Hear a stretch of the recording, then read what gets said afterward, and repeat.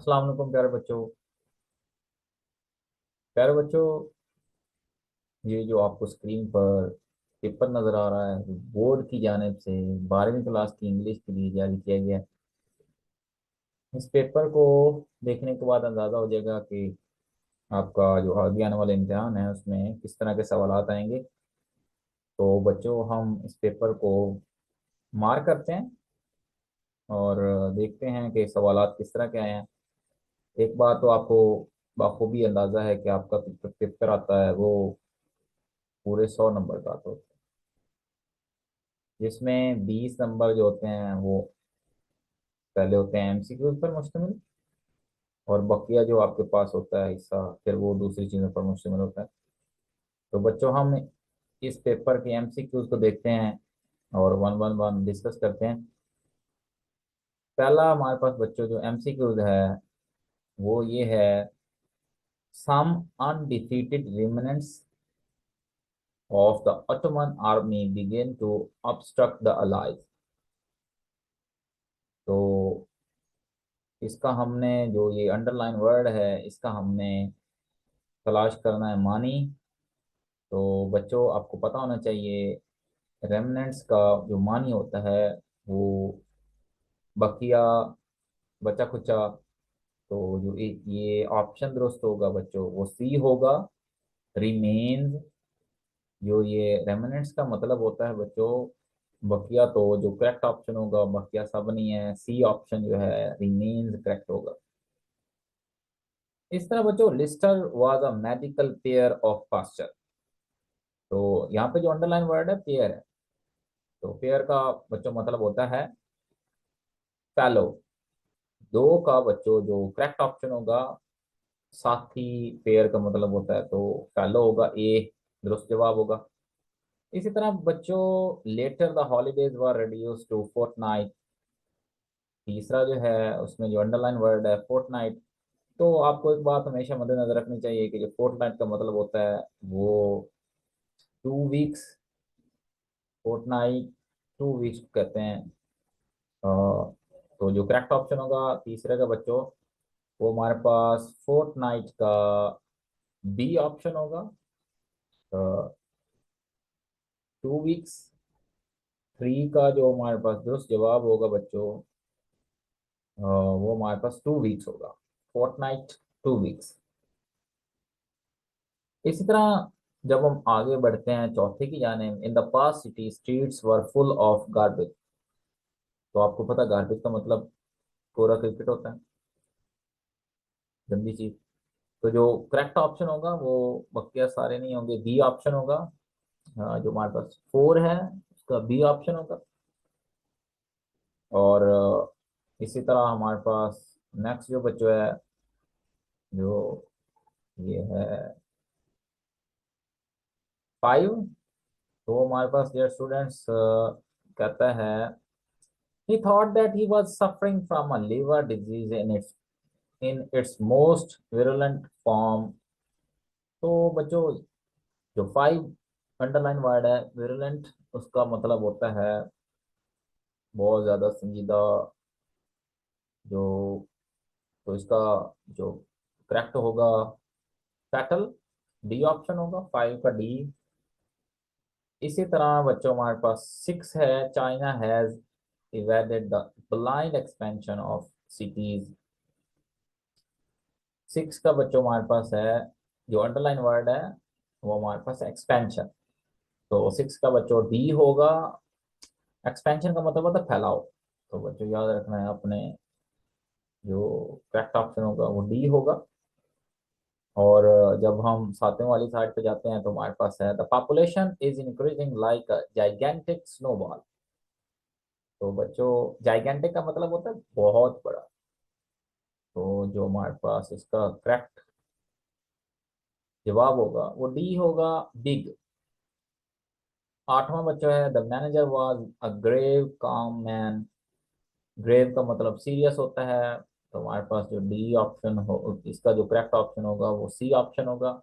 8 का सी बच्चों होगा, सीरियस, संजीदा किस्म का इंसान। 9 है बच्चों जो हमारे पास है वो हमारे पास scores of books were lying there. scores of books का मतलब होता है बहुत ज्यादा, plenty of, बाकी ऑप्शन जो है वो नहीं होंगे, तो ए ऑप्शन करेक्ट होगा, plenty of। ये हमने 9 MCQ देखे। इसी तरह जब हम आगे बढ़ते हैं तो हमारे पास बच्चों, a star seldom finds an other anywhere। seldom का मतलब होता है रेयर, not often। जहाँ या ऑप्शन की तरफ जाते हैं तो हमारे पास ए ऑप्शन है, फ्रिक्वेंटली, क्विकली, समटाइम्स।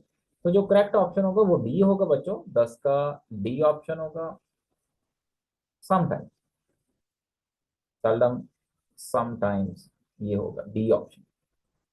इसी तरह ये हमारे पास है फिल इन द ब्लैंक्स। तो हमने देखना है आगे, हमारे पास 4 ऑप्शन है तो सिलेक्ट करते हैं। 11 है, he was alarmed dash the news. तो जो करेक्ट ऑप्शन होगा वो सी होगा बच्चों, एट द न्यूज, परेशान होना। ठीक है। 12 है, ही इज सफरिंग। तो जो करेक्ट ऑप्शन होगा बच्चों वो हमारे पास सी होगा, फ्रॉम मलेरिया। 13 है बच्चों, he is partial to his friend. तो जो करेक्ट ऑप्शन होगा बच्चों, he is partial to, C option होगा। 13 का बच्चों हमारे पास है सी, टू। इसका मतलब होता है कि पसंद करना, हम दो दोस्तों को लाइक करना। ठीक है। और 14 का बच्चों, the thief was charged with theft.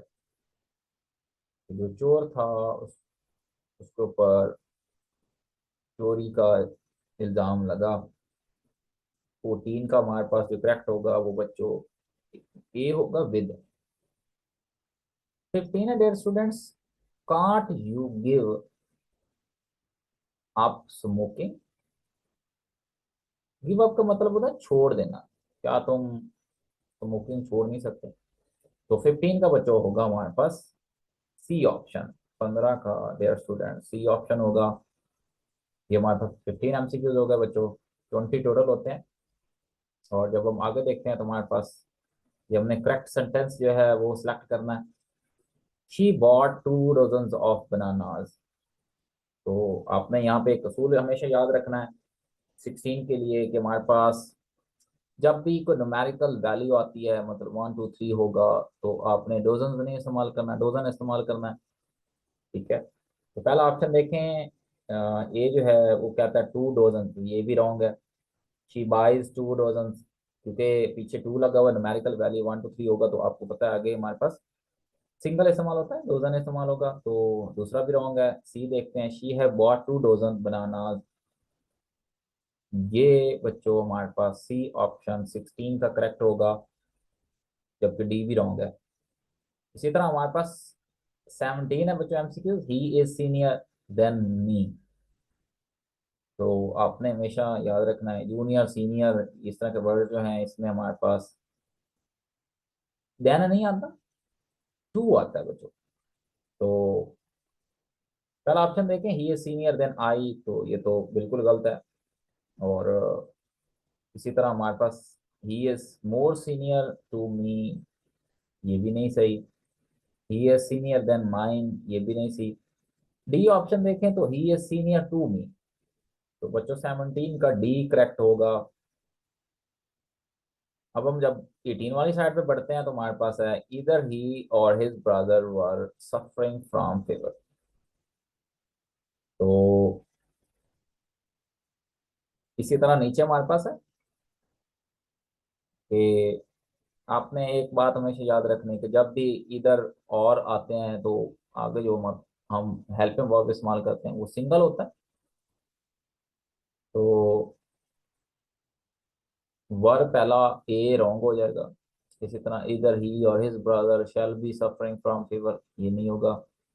इधर ही और his brother suffers from fever, ये भी नहीं होगा। सो डी ऑप्शन बच्चों करेक्ट होगा, ये 3 का डी, इधर ही और his brother was suffering from fever. So D option will be right. MA in English. तो जब हम देखते हैं ये ऑप्शन आपको पता है, ओवर हमारे पास वॉवल साउंड दे रहा है तो एन इस्तेमाल होगा, ए तो रॉन्ग है। तो जो करेक्ट होगा वो हमारे पास, नीचे देखें तो हमारे पास बी है, he is an N A in English, तो ये करेक्ट होगा। नीचे सी भी रॉन्ग है और डी भी रॉन्ग है। तो जो 19 है उसका जो दुरुस्त जवाब होगा वो बच्चों हमारे पास बी होगा, an M A in English.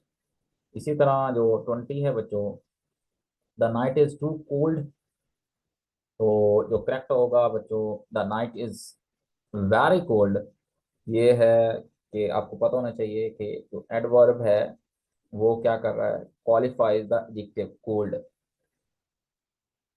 मिसाल के तौर पर ही ड्रैंक हॉट वाटर, तो यहाँ पे हमारे पास जो दुरुस्त जवाब होगा वो ए होगा, नाइट इज वेरी कोल्ड। बकिया तीनों ऑप्शन रॉन्ग है। ये बच्चों हमारे पास 20 एमसीक्यूज हैं।